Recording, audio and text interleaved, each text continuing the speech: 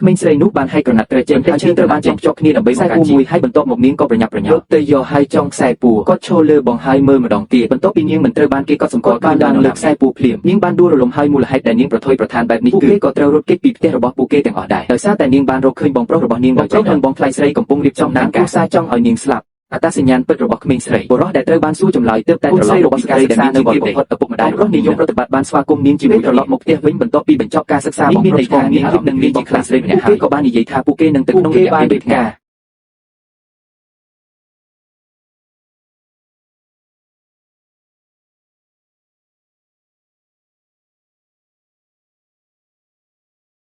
ព្រោះថ្ងៃនេះជាថ្ងៃរបស់ក្មេងស្រីថ្ងៃកំណើតដូច្នេះឪពុកម្ដាយហៅគាត់ថាបងប្រុសច្បងបងប្អូនស្រីទាំងពីរនាក់បានថតរូបជាមួយគ្នាថតរូបទុកជាអនុស្សាវរីយ៍ផងលោកប្រធានបងប្រុសបានផ្ញើរូបថតទៅ Savage Moments របស់ខ្ញុំត្រូវបានជន់លិចដោយមិននឹកស្មានដល់បានឃើញហើយក៏គិតថាគាត់រក្សាស្រីកំណាន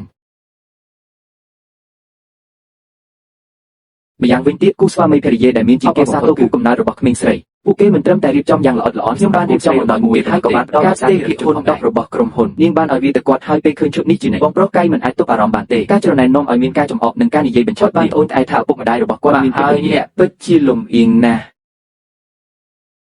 ខ្ញុំធ្វើការពេញមួយយប់ហើយទទួលតែសាធារណជនប៉ុណ្ណោះ3នៃភាគហ៊ុនរបស់ក្រុមហ៊ុនអូយមែនហើយអ្នកណាប្រាប់ខ្ញុំថាខ្ញុំជាមេគ្រូសាសងចុះសាំងមីងជូវិញបុរសដែលមានបំផុតរូបនេះបានព្រួយបារម្ភថានាងស្រីរបស់គាត់ធ្វើការលើកកម្ពស់បន្ទាប់មកម្ដាយនិងកូន2នាក់របស់គាត់ពួកគេបានចាក់ចេញពីវិឡាជាមួយគ្នានៅពេលនេះស្រីនោះបានគិតអំពីថាតើបងប្រុសរបស់នាងចិត្តទុកដាក់ការហើយដូច្នេះគាត់បានគិតអំពីការដាក់ពាក្យចំណែកនោះជាពាក្យកណ្ដាលហើយឲ្យវាទៅពីខ្ញុំបានទូរស័ព្ទទៅឲ្យបញ្ជាទិញភ្លាមខ្ញុំនឹងឲ្យមេធាវីម្នាក់រៀបចំកិច្ចសន្យាសម្រាប់មានគម្រោងផ្ទេរទ្រព្យសកម្មចំនួន5ជាអំណោយអាពាហ៍ពិពាហ៍នេះសម្រាប់បងប្រុសច្បងនិងបងថ្លៃស្រីរបស់ស្មានដល់ក្មេងស្រីនោះទើបតែដាក់ទូរស័ព្ទត្រូវបានគេកាន់ជាប់នឹងកម្មវិធីនៅលើកញ្ចឹងរបស់ខ្ញុំមុនពេលដែលខ្ញុំមានពេលដើម្បីប្រតិកម្មមុនពេលមនុស្សនោះបានទេកំភ្លៀងគាត់យ៉ាងខ្លាំងក្រោយពីដឹងខ្លួនឡើងវិញនាងក៏ដឹងខ្លួនឡើងវិញអ្នកដែលឈរនៅពីមុខខ្ញុំគឺអនាគតរបស់ខ្ញុំដែលខ្ញុំមិនទាន់រៀបការបងប្អូនស្រីនោះបានពន្យល់យ៉ាងរហ័សថាវាគឺហ្វាងយោខុសប៉ុន្តែមិនដែលឃើញគាត់ពីមុនមកស្ត្រីមានល្បិចកដែលជាបងថ្លៃស្រីសម្បត្តិថានាងជាស្ត្រីដែលត្រូវបានស្ត្រីនៅខាងក្រៅមិនត្រឹមតែជាមួយប៉ុណ្ណោះទេនោះបានចាក់ចំមុខក្មេងស្រីរបួសវែងណាស់ហើយណែនាំមិត្តល្អបំផុតរបស់នាងឲ្យប្រើទឹកកកនាងបានត្រាំខ្លួនក្នុងទឹកត្រជាក់ប៉ុន្តែទោះបីជាយ៉ាងណាក៏ដោយនាងនៅតែមិនពេញចិត្តពួកគេថែមទាំងបានទូរស័ព្ទទៅប្រធានាធិបតីដោយបានទៅឲ្យជាវីដេអូហើយបង្ហាញសមត្ថភាពពួកគេកំពុងបង្រៀនគាត់នៅមេរៀនមួយស្រីថាវីដេអូបាននៅខាងឆាកនេះប្រធានាធិបតីនៅខាងទៀតនៃវីដេអូរបស់គាត់ពោពេញដោយការភ្ញាក់ផ្អើលហើយគាត់ក៏ប្រញាប់ឲ្យឈប់ភ្លាមស្ត្រីនោះមានការភ័យខ្លាចភ្លាមបន្ទាប់ពីមានការភ្ញាក់ផ្អើលនៅនឹងកន្លែងលុះដល់ពេលនោះទើបខ្ញុំដឹងថាខ្ញុំបានធ្វើឲ្យក្មេងស្រីនោះបានបាក់បែកខ្ញុំវិលមកខ្លាំងណាស់ដោយសារកិនយូម្លេះទៅចុះរងចាំរហូតដល់នាងភ្ញាក់ឡើងម្ដងទៀតខ្ញុំបានរកឃើញខ្លួនឯងកំពុងដេកនៅលើក្រែក្មេងស្រីនោះគិតថាវាជាក្រុមគ្រួសាររបស់នាងបានជួយសង្គ្រោះនាងបានមកប៉ុន្តែភ្លាមនោះនាងប៉ុន្តែបន្ទាប់មកពួកគេបានរើអ្វីមួយចេញសម្លេងបងប្រុសរបស់នាងធ្វើឲ្យនាងក្រោកឡើងហើយបានដើរទៅជិតទ្វារដោយស្ងាត់ហើយលួចស្ដាប់ចុះហើយអ្នកនឹងឃើញថាបងប្រុសច្បងគឺកំពុងពិភាក្សាជាមួយស្ត្រីម្នាក់ដែលមានល្បិចកតែផ្ដល់ឲ្យពួកគេនៅ5នោះភាគហ៊ុនហើយដូច្នេះនាងខ្ញុំបានឃើញពណ៌ពិតរបស់បងប្រុសច្បងរបស់ខ្ញុំ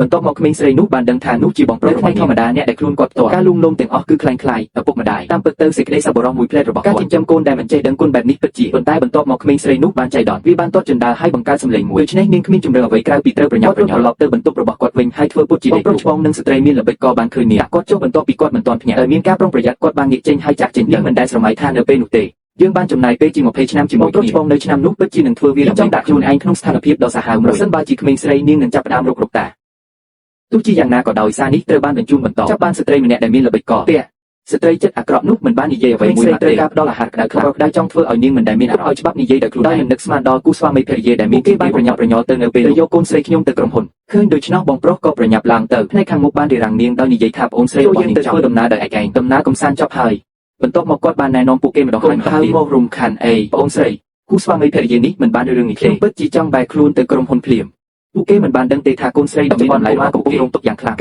ងក្នុងពេលជាមួយគ្នានោះក្មេងស្រីនោះបានឃើញនឹងចាក់ចេញហើយដូច្នេះគាត់កំពុងអុកខ្សែចងនោះដោយអស់ពីសមត្ថភាពបានទៅយកដើម្បីឲ្យរកជំនួយប៉ុន្តែនៅទីបំផុតនាងនៅតែចាញ់ស្ត្រីមានល្បិចកគេត្រូវបាននាំយកមកវិញនោះហើយមិត្តល្អបំផុតរបស់ក្មេងស្រីនោះបានហៅនាងហើយនាងខំប្រឹងឈោងទៅភ្ជាប់ទំនាក់ទំនងនាងបានស្រែកសុំជំនួយប៉ុន្តែបែរជាត្រូវបានជួបស្ត្រីនោះបានឆក់យកវាទៅ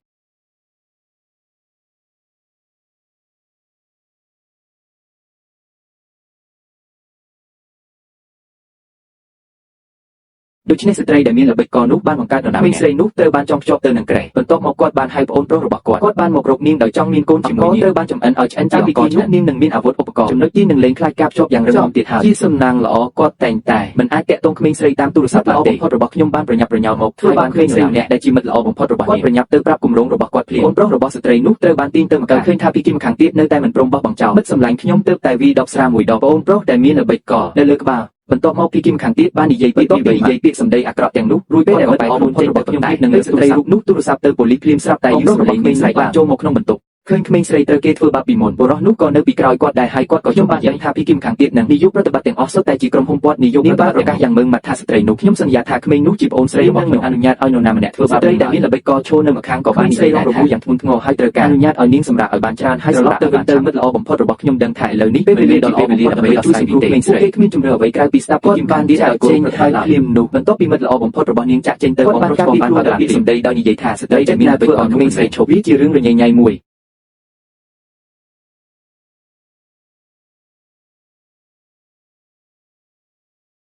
នេះបានបំផ្លាញឱកាសរបស់បងប្រុសច្បងទាំងស្រុងដោយកំហឹងខ្លាំងគាត់ក៏ប្រញាប់ប្រញាល់ទៅក្មេងនោះត្រូវបានស្ដីបន្ទោសយ៉ាងល្អគាត់ជប់និយាយរួចក៏ស្ដីបន្ទោសនាងដោយដឹងពីអ្វីដែលល្អសម្រាប់អ្នកត្រូវបានចុកគុកនៅទីនេះហើយនៅពេលនេះបងប្រុសច្បងរបស់គាត់នៅតែសោះថានាងគ្រាន់តែជាយកខុសម្នាក់គាត់បានអាងថាគាត់នឹងរងចាំរហូតដល់គាត់ទាំងមូលបានជារបស់គាត់ដូចជាបងច្បងនិងស្ត្រីមានល្បិចបានបែកគ្នាក្រោយពីបើករួចក្មេងស្រីនោះក៏គិតភ្លាមថាគេបានរកឃើញវិធីដើម្បីគេចចេញនាងបានហែកក្រណាត់ក្រែជាបំណែកបន្ទះឈើត្រូវបានចងភ្ជាប់គ្នាដើម្បីធ្វើជាខ្សែមកគាត់បានរត់ទៅយកហើយខ្សែពួរត្រូវបានចងភ្ជាប់ទៅនឹងរបងក្រោយពីឃើញថាគ្មានអ្នកណាចាប់អារម្មណ៍គាត់ទេបន្ទាប់មកនាងបានឡើងលើខ្សែពួរដោយផ្ទាល់បានធ្លាក់ចុះហើយនោះជាពេលដែលវាប្រែជាបងប្រុសច្បងដែលត្រឡប់មកវិញនឹងល្បិចកលរបស់គាត់នោះក៏បានដឹងថាក្មេងស្រីនោះបានរត់គេខ្លួនហើយពេលឃើញបែបនេះពួកគេគាត់បានងាកមកវិញភ្លាមហើយដេញតាមនាងក្នុងពេលជាមួយគ្នានេះពួកគេកំពុងធ្វើដំណើរទៅកាន់យាយដែលមានជាងគេបំផុតហើយអ្វីបានជាកូនស្រីខ្ញុំមិនទូរស័ព្ទគាត់បាននិយាយសួស្ដីហើយក៏ចាក់ចេញទៅប៉ុន្តែនៅពេលនេះពួកគេបានដល់រួមមិត្តល្អបំផុតរបស់ពួកគេត្រូវបានផ្ញើចេញពីបុរសខ្លាំងនោះមានការភ័យខ្លាចភ្លាមនាងខឹងខ្លាំងណាស់ទើបប្រញាប់ប្រាប់អ្នកបើកបរឲ្យប្រញាប់ឡើងងាកមកវិញហើយរងចាំពួកគេមកដល់មានតែយោទេដែលត្រូវបានរកឃើញនៅពេលចង់ជាប់នឹងខ្សែពួរនៅលើដីនៅតែមានដានឈាមនិងក្លីបសក់ដែលកូនស្រីខ្ញុំតែងតែពាក់គូស្វាមីភរិយាយកភ្លាមដោយដឹងថាមានអ្វីមួយបានកើតឡើងចំពោះកូនស្រីងាកមករកគេវិញហើយដើរទៅមើលរកឃើញក្មេងស្រីនៅម្ខាងទៀតស្លៀកអាវផាយ៉ាម៉ាក្នុងភ្លៀងធ្លាក់ខ្លាំងមនុស្សបានស្រែកសុំជំនួយប៉ុន្តែនាងបានរញ៉េញ៉ៃមិនចេញហើយត្រូវបាននរណាម្នាក់នាំយកទៅមួយសន្ទុះគ្មានមនុស្សណាម្នាក់មានវត្តមានទេខ្ញុំបានបោះជំហានទៅមុខដើម្បីជួយដោយសំណាងល្អគាត់បានរារាំងផ្លូវដំបូងឡើយគាត់បានហៅតាក់ស៊ីមួយខ្ញុំគិតថាខ្ញុំអាចរត់គេចខ្លួនបាននៅខ្ញុំចង់ឲ្យអ្នកបើកបរមកភ្លាមបន្ទាប់ពីខ្ញុំបោះហើយលទ្ធផលគឺថាក្មេងស្រីនោះពេលគាត់ព្យាយាមបិទទ្វារគាត់ត្រូវបានដេញតាមបងប្រុសដែលមកដល់បានបញ្ឈប់គាត់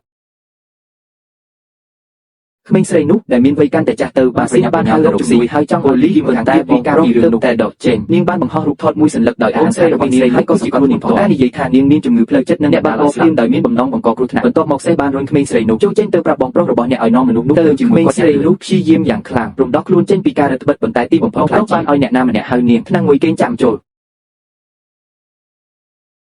ចាប់ពីពេលនេះទៅខ្ញុំនឹងក្លាយជាប្អូនថ្លៃស្រីរបស់អ្នកបាទចាសសខ្ញុំនឹងមើលថែអ្នកឲ្យបានល្អឯកសារដែលអ្នកបានឲ្យមេធាវីរបស់អ្នករៀបចំព្រៀងផ្ទេរភាគហ៊ុនដរាបណានៅពេលដែលអ្នកចុះហត្ថលេខាលើឯកសារនោះកិច្ចសន្យានឹងវាមានប្រសិទ្ធភាពពេញលេញ